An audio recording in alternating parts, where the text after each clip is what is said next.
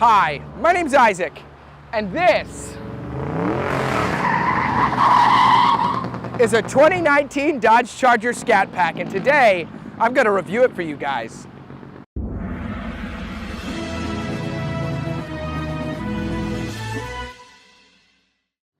Starting out up front on the Scatpack, the first thing I want to mention is the Destroyer gray color. I think it makes this car look excellent, really stand out amongst all the cars in the Dodge lineup. I think this is probably the best color that they make. Moving on here, you get this kind of cool, almost honeycomb-esque grille with the Scatpack logo and your little racing bee. I don't know, for some reason they chose that as their logo. I don't know, I have no idea. And then you're gonna get LED headlights, and then these are fake air intakes on here, but they do look cool. This is a functional hood scoop though, which is pretty nice. Now underneath the hood on this Scatpack, it's powered by a 6.4 liter naturally aspirated V8, making 485 horsepower and 475 pound-feet of torque.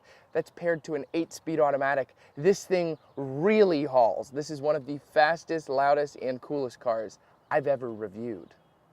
Moving on to the profile of the Scatpack, you're going to get these really awesome giant 20-inch wheels. I think it makes it look really aggressive. I think a great added detail is that Adam also scraped the curb right here. He explicitly didn't want me to point this out, but I'm doing it anyway. You know, I think it adds character to the Scatpack. Moving on, you get your 392 Hemi badge, you get a body-colored mirror cap and keyless entry. One genuinely good thing I like that Adam did on this car is he actually painted the lettering on the tires. Like I've mentioned in past, I actually really think that makes the car look more aggressive. Even on pickup trucks, I think it looks really good.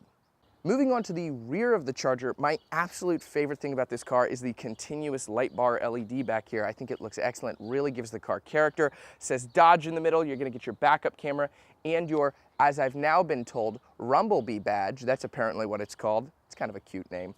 Also, you get your blacked out Charger emblem and dual exhaust with parking sensors back here, and you do actually have functional vents back here. They actually cool the brakes. That's a pretty neat idea because the horsepower in this car is insane.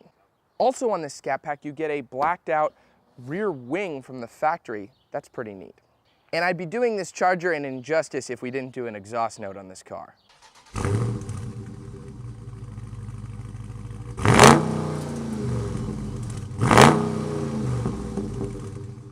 Moving into the interior of the Scatpack, it is incredibly well appointed in here. You're gonna get seats with leather and Alcantara in them. You'll get that Rumblebee etched into here. I think that's really cool. They're incredibly comfortable. The leather on the steering wheel is really nice. Really, they've gone all out on this Scatpack. The textures all throughout the car are incredibly high, and nothing really feels cheap. You know, on the upper part of the dash even, it's kind of like a leatherette material as well. There are some cheaper plastic and kind of chrome pieces here in the center, but overall, I'm very impressed with the finish and the build quality in here. Moving on from that, you're gonna get your steering wheel controls with all these different buttons. Now, I'm not sure if this video is gonna come out before my Trailhawk video or not on the Jeep Trailhawk, but I mentioned in that video how there was these 3 blank switches. And I was like, why does this Trailhawk not have all the buttons? Like, what is this missing? And after talking to the owner, Adam, turns out this is actually for the adaptive cruise control. His doesn't have it either, but it is really, really helpful to know that now because I'm like, oh goodness, well, there we go. Moving down here, you're gonna have all your buttons for your climate controls, your hazards, your volume, and your tuning for the car. Now, another thing I've mentioned in these Chrysler products, which I'm not a huge fan of, is that the heated seats, cooled seats, and the heated steering wheel, that's all hidden within the menus of the car. I really wish that there was physical buttons for those. It's not the worst thing in the world, but it is something that I do wish that, I think they could have just easily made a couple physical buttons for that. That's a small complaint. Then moving into the gauge cluster, you have a screen flanked by 2 traditional gauges, your tach and your speedometer. Pretty informative screen. You can get all your readouts and your different modes for your sport mode, stuff like that in that screen. So it's very helpful. The infotainment screen has tons of helpful information in here. It's really, really useful. You can change your drive modes, you can change your speeds, you can monitor a lot of stuff in here, which is really cool. Like, I've never seen a car where you can monitor so many things about the car at the same time in your infotainment. I think that's really neat. Other than that, pretty nicely equipped in here. There's nothing too crazy to point out. You have some storage in here, and I think that about wraps up this part of the interior. There's not much to write home about in the back seats, but there is physical buttons for heated seats back here, as well as USBs and climate vents, which is very nice. Driving the 2019 Dodge Charger Scatpack. This is Adam, the owner of the car. And so while we drive it here, I just kind of wanted to get from Adam, like, why you bought this car instead of anything else. Like, what drew you to this? Because we've been friends for a really long time. We worked together, and he had been telling me he had a lot of different cars that he was looking at, and I'm curious kind of why you settled on this one. I wouldn't say settled, but why you chose this one. Well, I think the Charger has the best, like, combination of, it's a great sedan. It's a car you can use for friends, family, but it's also something that you can have a lot of fun with, a lot of power too. Also, like, there's not really many sedans out there that you can get 485 horsepower or almost 500 pound-feet of torque, 500 horsepower. There's really not many cars out there that can almost do that. So for a car like this that can, it's very amazing because you don't really have to have your fun car and then your family car. You can have both in one, which is nice. I always like to jokingly say that the Dodge Charger is like the coolest soccer dad car ever. Coolest dad car. Yeah, this is something you've also said is Dodge is the best if you want the most power for the least amount.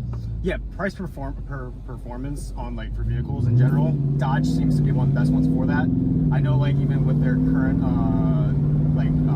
when they revealed the newest Charger wide body, the Red Eye, they basically put out there that saying the Scatpack is the best price per dollar for performance that you can get on the market for any car. Yeah. So that's, I mean, it's excellent. I've driven this, and out of all the performance cars, like, briefly drove the Supra. We have some really cool performance cars lined up. I always say it's just me. It's mostly me, and Adam does camera work, and I have other people that do camera work for me sometimes. But we have some cool sports car lineup. I've driven this a few times, and I love driving this. This is the most fun to drive out of pretty much every car that I've driven. It's a good sounding car. Yes. It's like, stock-wise, like, I don't know too many cars that sound better stock. Definitely. Mustang sounds pretty good stock, but once you get like the 1LE territory in the Camaros, great. But you're also paying $60,000-$70,000 for a car at that point. Yeah, definitely. Not the Mustang like 40, but. And this was what, in the neighborhood of 40, right? With options, I did the better brakes and better tires. So I got the 6-piston Brembos. Normally stock with this car comes with a 4-piston setup. I went with the 6. Just for a car like this, I wanted to stop a little bit faster, a little bit better. It brought everything to about 46 with, like, some technology and, like, some all those packages. Which is crazy because you get the Alcantara. It's so comfortable in here.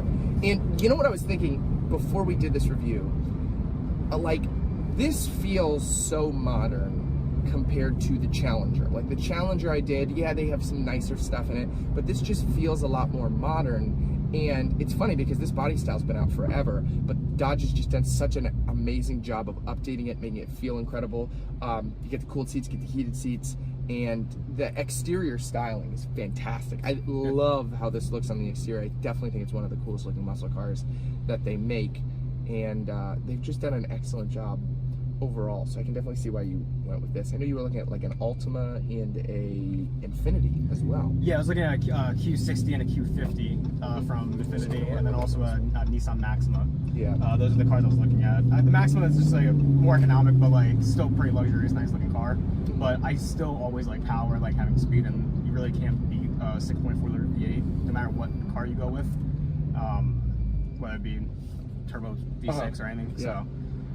But you know, honestly, the Infinitis and like the Nissans, like they're nice, but nothing really it didn't really stick out to me too much when I was driving them. Yeah. Nothing really excited me when I was driving, so that's kind of honestly why I think I went with the Charger a little bit more. Like, yeah. I didn't really get that genuine smile on my face when I really punched it when I was driving that Q60. Yeah. And those turbos kicked in versus like this 485 horsepower and 475 foot-pound of torque punching in the face. Yeah.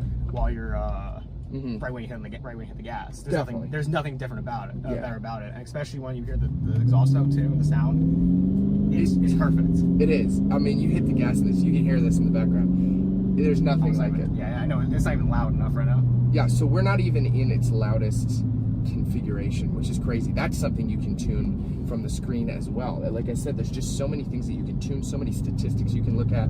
Adam was telling me you can put a USB in here, and you can like record, you can like screenshots stuff if you're dynoing the car. Like, it's just amazing.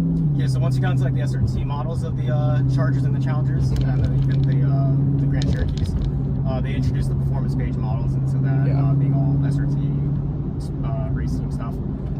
So the point where it actually has a live dyno built in directly into the entertainment system, the Connect system. So you can actually sit there and dyno your car like live while you're driving it, and then export that to a flash drive, and then upload it to another dyno program if you need to on your computer. Yeah, that's so cool. Just like Dodge loves cars. Like Dodge is one of the few companies that you're like, Dodge loves building cars, they love making cars, and they make it for car people. I think a lot of other car companies, they make cars, cool, whatever, but they put so much detail, so much care into their cars that it's awesome. And we've all said it, this is so you. This is such a you car. Like, there is nothing more Adam Moyer than this car. If you ever meet him, you're like, yep, that's his car. It makes sense. Yeah. Like, everybody I've learned brands who said like, no, the Charger makes sense. Like, I've asked people like, what, like people ask like, oh, guess what car Adam drives? Yeah. I think there's like a 70% chance that most people say it's, the Charger. Yeah, people that don't even know cars are like, don't even know Dodge, Charger, like, probably a Dodge. Yeah, it makes sense, right? Exactly. Fast. Yeah, and you know, I'm hoping at some point to maybe be able to review a wide body, and it's very similar to this one. As far as I know, I think it's just the only difference is it's a wider body kit on it. It's so they went for the engine. They widened the bumper and the fender flares, flares and all that. I know the stock I think comes with either a 295 or a 305 tire. This came stock with the upgraded one, I think 275. Yeah. So it's a pretty. The wider tire doesn't sound like much, but I know in track and everything they were saying. I think they said 3.9 to 4 flat 0 to 60. This runs a 4.2 is what they say. Yeah. I've gotten this thing to a 4.4. Oh wow. I haven't been able to get anything faster than that. So yeah. I mean. A 4.4 is still impressive though. Yeah, for a stock sedan to run. Absolutely, it's such a great deal, and it's so much horsepower. Oh, it's just so much fun. Yeah, when you open these up on straight roads, it's a different animal. Like, yes, this car's great. It is. It's amazing, and thank you for letting me review this. And I think that's gonna wrap up this video. So. Take care, guys. I hope you have a great rest of your day, and no matter what vehicle you have, I'll pray it lasts you a long time and it serves you well. If you have any prayer requests, you can leave that in the comment section below. And I know I look like Ryan Reynolds. You don't have to keep telling me that. That's my new shtick. I tell people I look like Ryan Reynolds because everybody keeps telling me I look like Ryan Reynolds. I've heard it for years. Yeah, so. We've worked together. He hears it from customers for years. This happened, so I know. I already know. Thank you. You're not the first person to tell me. And take care, guys.